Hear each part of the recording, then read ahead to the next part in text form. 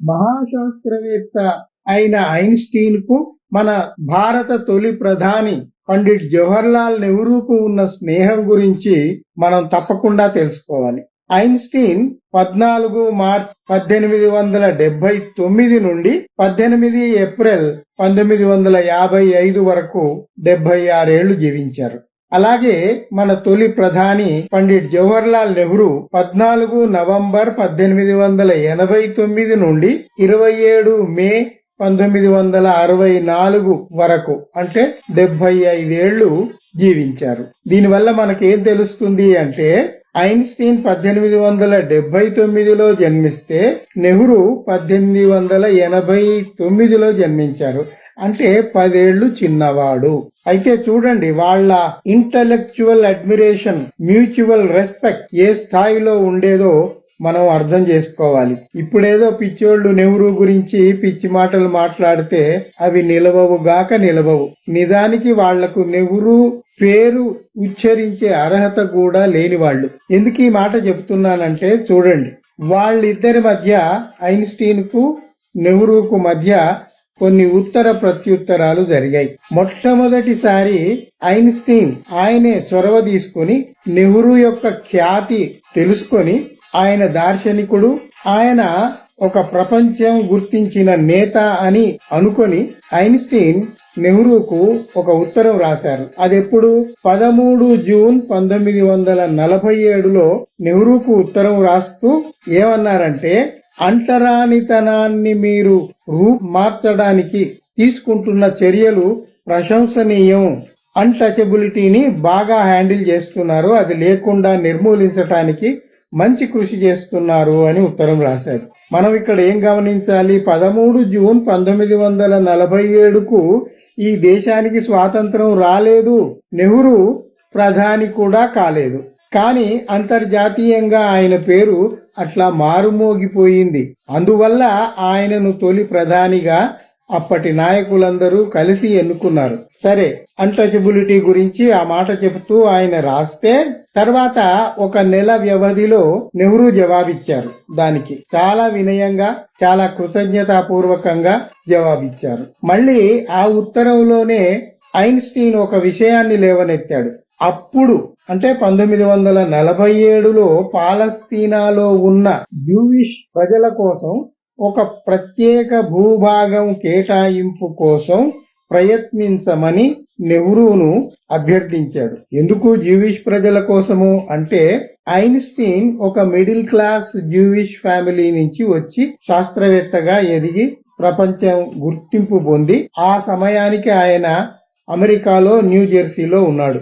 అయితే తన వారి కోసం ఒక ప్రత్యేకమైన భూభాగం ఉంటే బాగుంటుందన్న కోరికతో నెహ్రూను అందులో జోక్యం చేసుకుని ప్రయత్నించమని అభ్యర్థించాడు.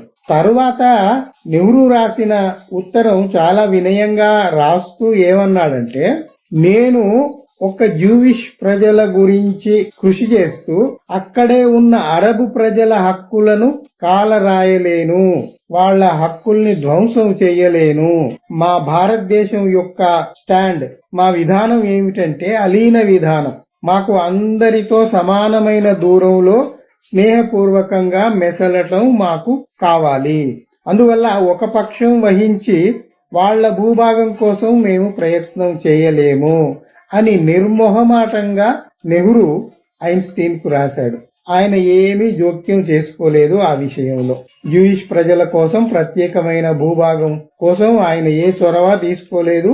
అట్లాంటి పద్ధతి మాతో కాదు, మాకు అరబు ప్రజలు ఎంతో విలువో జూయిష్ ప్రజలు కూడా అంతే సమానము అని ఆ ఈక్వల్ డిస్టెన్స్ మెయింటైన్ చేస్తూ ఆయన ఉత్తరం రాశాడు. అది ఐన్స్టీన్ కూడా చాలా స్పోర్టివ్ గా తీసుకొని ఆయనను అభినందించాడు.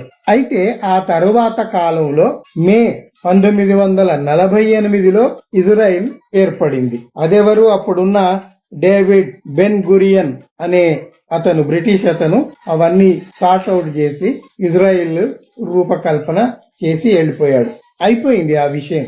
తరువాత నవంబర్ 5, 1949, 47లో మనకు స్వాతంత్రం వచ్చింది. నెహ్రూ ప్రధానిగా ప్రమాణ స్వీకారం చేశాడు. అన్ని దేశాలతో సత్సంబంధాలు నెలకొల్పుతున్నాడు. ఆ సమయంలో నవంబర్ 5, 1948 నాడు ఆయన అమెరికాలో ఉన్నాడు. అఫీషియల్ విజిట్, అధికారిక పర్యటన కోసం అమెరికాలో పర్యటిస్తూ తనకు ఉత్తరాలు రాశాడు కదా ఐన్స్టీన్.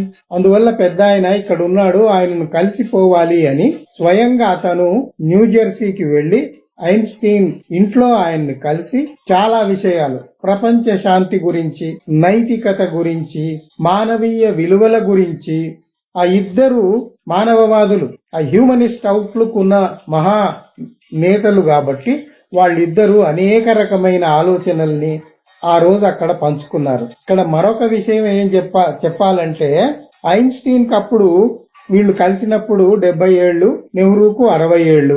అయితే నెహ్రూతో పాటు ఆయన కూతురు కూడా అమెరికా పర్యటనలో తండ్రితో పాటు వెళ్ళింది. ఆమె అప్పుడు సుమారుగా 30 ఏళ్లు ఉంటాయి ఆమెకు.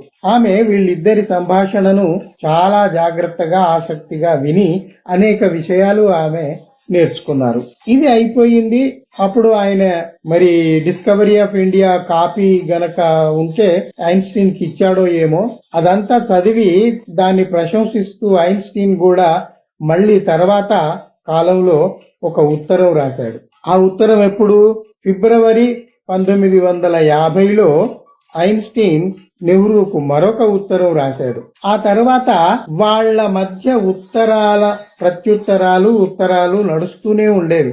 Exchange of views and thoughts. ఇద్దరి ఆలోచనలు ఒకే రకంగా, ఒకే స్థాయిలో ఉన్నాయి కాబట్టి వాళ్ళు ఆలోచనల్ని పంచుకునేవారు. ఇక్కడ మనం ఒక విషయం ఏం చెప్పుకోవాలంటే, ఐన్స్టీను శాస్త్రవేత్త, ఆయన శాస్త్రానికి పరిమితం అయ్యాడు. కానీ మానవీయ విలువల గురించి ప్రసక్తి వచ్చినప్పుడు ఆయన తప్పకుండా వచ్చి మాట్లాడేవాడు. దేవుడు, దయ్యం ఇట్లాంటి విషయాల మీద, మూఢనమ్మకాల మీద ఐన్స్టీన్ చాలా మాట్లాడాడు. అట్లాగే పండిట్ నెహ్రూ, ఆయన రాజకీయవేత్త అయినా కూడా, చదివింది బారెట్లా అయినా కూడా, ఈ బారెట్లాతో నేను ఈ దేశ ప్రజల్ని ఆదుకోలేను, రాజకీయ రంగం అయితే మంచిది, స్వాతంత్ర పోరాటంలో పాల్గొనాల్సి ఉంది అని స్వాతంత్ర పోరాటంలో దూకి 14 ఏళ్లు జైలు శిక్షలు అనుభవించి తన స్వంత ఆస్తిని మొత్తంగా ఈ జాతికి అంకితం చేసి, తన జీవితాన్ని కూడా పట్టించుకోకుండా, కూతురు జీవితాన్ని పట్టించుకోకుండా దేశం కోసమే త్యాగాలు చేస్తూ ప్రపంచ జ్ఞానాన్ని ఆర్జించి డిస్కవరీ ఆఫ్ ఇండియా లాంటి అమోఘమైన గొప్ప రచనను చేశాడు. కాబట్టి రవీంద్రనాథ్ ఠాగూర్ లాంటి వాళ్ళు, ఐన్స్టీన్ లాంటి వాళ్ళు ప్రశంసిస్తూ నెహ్రూకు ఉత్తరాలు రాయగలిగారు. ఇంకొక విషయం ఇక్కడ మనం గమనించాలి ఏమిటంటే, నెహ్రూ రాజకీయ నాయకులతో మాత్రమే సత్సంబంధాలు ఏర్పరచుకోలేదు. ఆయన మిత్ర బృందంలో శాస్త్రవేత్తలున్నారు, మానవవాదులున్నారు, మహా నాయకులున్నారు, సోషల్ వర్కర్స్ ఉన్నారు, అందరూ అన్ని రకాల వాళ్ళు ఉన్నారు. అందుకే కదా భారతదేశంలో 85% వైజ్ఞానిక పరిశోధనాశాలలు ఏర్పరిచి వాటికి నిధులిచ్చి అప్పటి శాస్త్రవేత్తల్ని ప్రోత్సహించి దేశం గర్వించదగ్గట్టుగా ప్రపంచంలో మనం కూడా వైజ్ఞానిక ప్రగతిలో ముందున్నామని చెప్పగలిగే విధంగా నెహ్రూ చేశాడు. ఒక్కసారి ఇప్పుడు అధికారంలో ఉన్న వాళ్ళ స్నేహాలు, వాళ్ళ కృషి గురించి మీరే ఆలోచించండి. నేను ఇంకేమీ మాట్లాడదలుచుకోలేదు. వాళ్లకు సైన్స్ అంటే గిట్టదు, ప్రశ్న అంటే అసలే గిట్టదు, ఎవడైనా కామన్ సెన్స్ తో మాట్లాడితే గిట్టదు. ఇట్లాంటి విషమ పరిస్థితుల్లోకి, యాంటీ ఇంటలెక్చువల్ టైమ్స్ లోకి మనం ఇప్పుడు తోసేయబడ్డాం.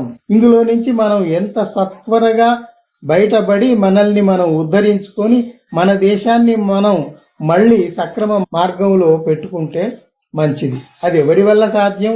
ఈ దేశ ప్రజల వల్లనే సాధ్యం.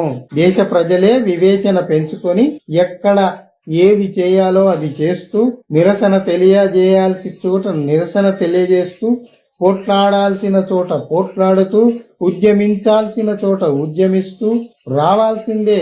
మళ్ళీ మన భారతదేశపు ఔన్నత్యాన్ని మనం నిలబెట్టుకోవాల్సిందే.